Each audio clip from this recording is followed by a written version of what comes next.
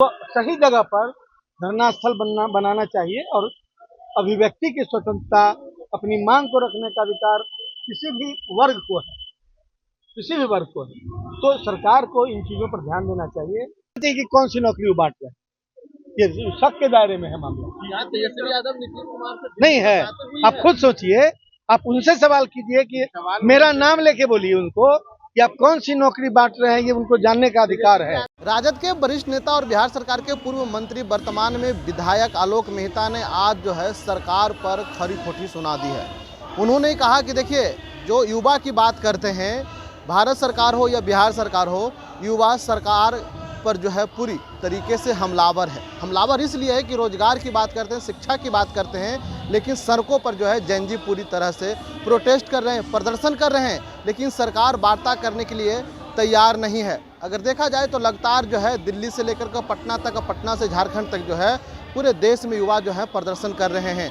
आलोक मेहता ने सरकार को घेरते हुए कहा कि देखिए, जब हमारी जो गठबंधन की सरकार है झारखंड में, वहाँ सरकार वार्ता करने के लिए तैयार है, लेकिन किस तरह से जो है बीजेपी के कुछ जो लोग जाकर के प्रदर्शन को बिगाड़ते हैं और सरकार से बात करना नहीं चाहते हैं। ऐसे में दोहरी नीति नहीं चलेगा। पहले आलोक मेहता की पूरी बयानों को सुने। सरकार लगातार वार्ता हुई, बिहार में भी छात्र अनशन कर रहे हैं, बैठ गए हैं, 14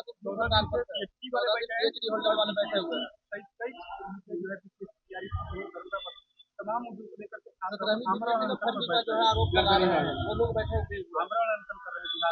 ये उनका डेमोक्रेटिक राइट है, ये प्रजातंत्र में उनको अधिकार मिला हुआ है।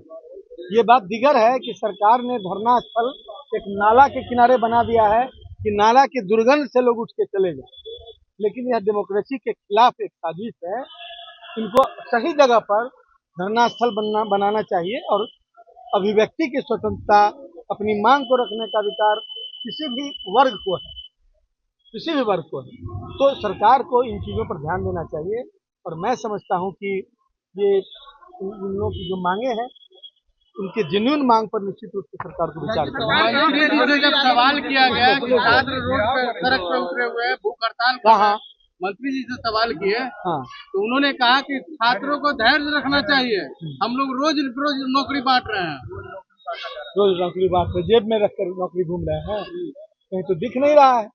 तेजस्वी प्रसाद यादव जी के प्रयास से, पहल से जो नौकरियां बट गई, उसके बाद तो कोई नौकरी दिखाई नहीं पड़ रही है।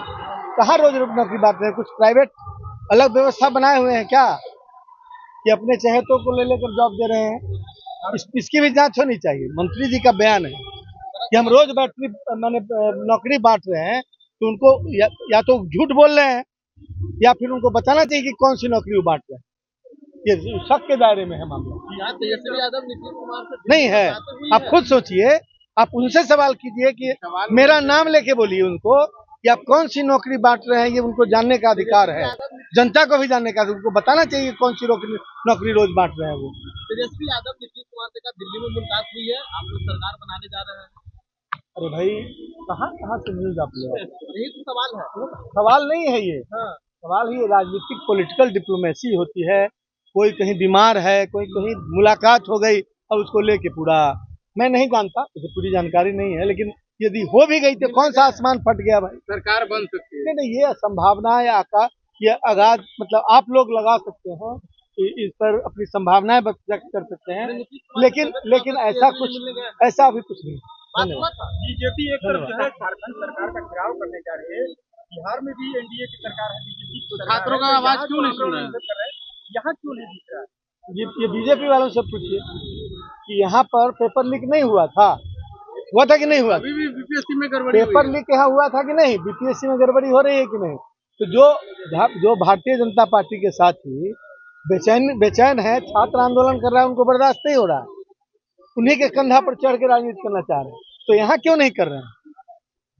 वहाँ तो सरकार वार्ता भी कर रही है, यहाँ इन लोगों से वहाँ तो सरकार ने 90% बातों को सहमति दिलाते हुए उस पर बात करने की, अब उनको बर्दाश्त नहीं हो रहा कि बात कैसे हो जाएगी हमारे बिना, वो अपना एजेंडा उस पर थोपने के लिए।